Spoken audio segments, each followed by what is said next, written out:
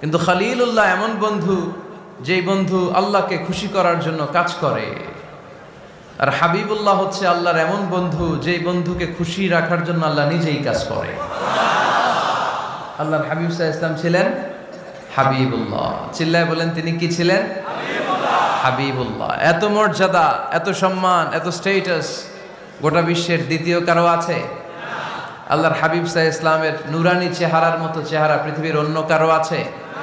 কোন দিক দিয়ে আল্লাহর হাবিবের সাথে কোনো মানুষের কোনো ধরনের কম্প্যারিজন, তুলনা চলতে পারে না। Whether it's the fitness, whether it's the skin colour, whether it's the sound, whether it's the status, is out of any kind of comparison. তিনি সব ধরনের তুলনার ঊর্ধ্বে।